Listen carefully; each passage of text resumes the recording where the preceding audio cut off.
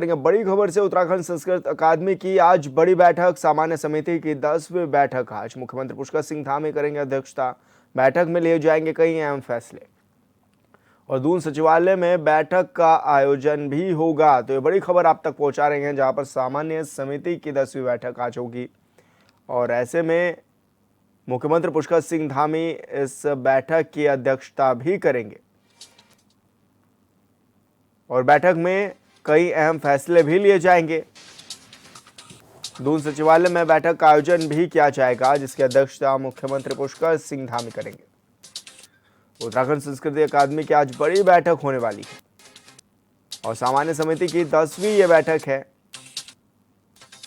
इस दौरान मुख्यमंत्री पुष्कर सिंह धामी बैठक की अध्यक्षता भी करेंगे।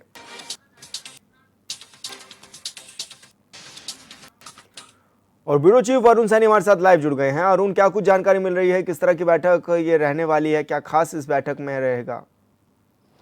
जी बिल्कुल विशाल, आज मुख्यमंत्री पुष्कर सिंह धामी की अध्यक्षता में उत्तराखंड संस्कृत अकादमी की बैठक होनी है और 10वीं जो है ये बैठक होगी और जो इस बैठक में कई अहम फैसले भी लिए जा सकेंगे। इसी के साथ ही कई बड़े फैसले और अहम फैसले इस बैठक में वो लिए भी जाएंगे और ऐसे में जो इसकी जो स्थापना हुई थी उत्तराखंड संस्कृत अकादमी की, जिसके कई विजन थे, जो कि जिसमें संस्कृत का सरलीकरण हो या संस्कृत को किस तरीके से बढ़ावा दिया जाना चाहिए, इस तरीके के कई जो संकल्प थे, उन संकल्पों को किस तरीके से पूरा किया जाए, आगे किस तरीके से उस पर काम किया जाए, तो इसको लेकर के बैठक आज हो रही है। और बैठक में मुख्यमंत्री पुष्कर सिंह धामी की अध्यक्षता में बैठक होगी, जिसमें कि कैबिनेट मंत्री जो है धन सिंह रावत भी उसमें शामिल होंगे। इसी के साथ ही जो उच्च अधिकारी हैं वो भी बैठक में शामिल होंगे और क्या कुछ बैठक का निष्कर्ष निकल कर आता है और किस तरीके के फैसले सरकार के द्वारा लिए जाते हैं और आगे प्रदेश में संस्कृत को बढ़ावा देने के लिए क्या कुछ ठोस कदम भी उठाए जाते हैं और किस तरीके के फैसले लिए जाते हैं, ये तमाम चीज़ें भी इस बैठक में देखने वाली होंगी।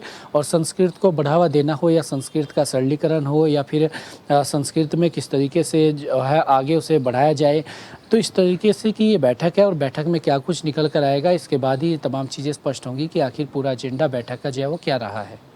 लेकिन अरुण, ऐसे में क्या माना जाए, क्योंकि संस्कृत अकादमी की ये बड़ी बैठक भी मानी जा रही है, 10वीं बैठक होने वाली है, तो ऐसे में कौन से ऐसे फैसले लिए जा सकते हैं जो उत्तराखंड के हित में रहें?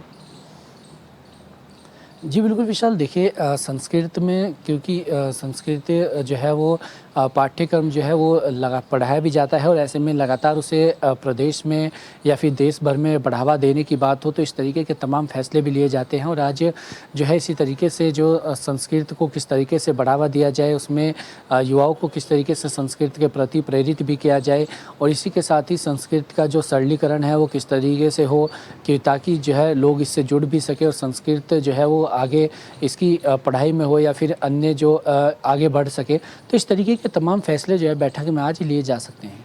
लेकिन अरुण, जैसे कि द्वितीय भाषा है संस्कृत, तो ऐसे में कैसे इसको बढ़ावा दिया जा सकता है, कैसे इसको और लोगों को इसको सिखाने की कोशिश की जा सकती है ताकि इसका वापस से पुनरुद्धार हो, लोगों के बोलचाल में रहे? इसको लेकर भी क्या कुछ लोगों से अपील की जाएगी या कुछ इसको लेकर भी बैठक में चर्चा होगी?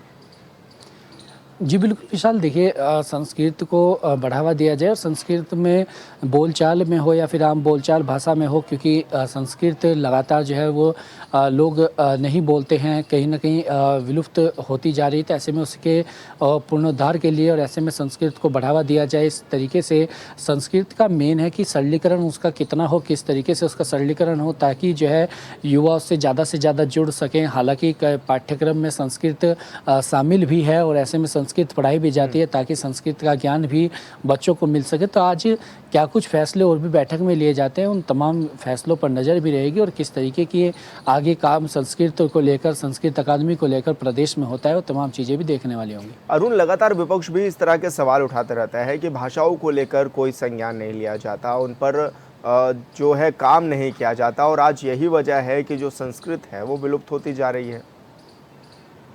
जी सर, देखिए जो भाषाएं हैं या जो पारंपरिक भाषाएं हैं या स्थानीय भाषा हैं या फिर संस्कृत है, हिंदी भाषा है, इन सभी भाषाओं को लेकर के समय समय पर इस तरीके के कार्यक्रम होते भी हैं और हालांकि जो है कई तरीके के आरोप भी लगते हैं, लेकिन आगे अब इसे किस तरीके से बढ़ावा दिया जाता है, क्या कुछ इसमें आगे होता है, वो तमाम चीज़ें देखने वाली होंगी। युवाओं में क्या कुछ क्रेज भी देखने को मिलता है? अरुण, जब आप फील्ड में जाते हैं, बातचीत करते हैं, तो क्या लगता है कि संस्कृत को लेकर एक अब लोग जो है वो सीखना चाहते हैं या फिर उसको समझना चाहते हैं? इस तरह के कुछ विषय सामने आते हैं कभी?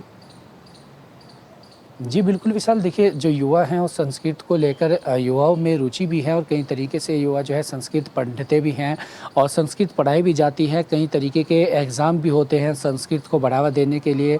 संस्कृत किस तरीके से बढ़ावा उसे मिले, इस तरीके के कई एग्ज़ाम भी होते हैं। युवाओं को किस तरीके से उसके प्रति जोड़ा जाए, क्योंकि आम बोलचाल भाषा में या संस्कृत के प्रति जो है वो लोग बच्चे भी आगे बढ़ सके, उसमें भी अपनी रुचि दिखा सकें। तो इस तरीके के तमाम फैसले जो है लगातार वो लिए भी जाते हैं। बिल्कुल अरुण, बहुत शुक्रिया आपका तमाम जानकारी साझा करने के लिए।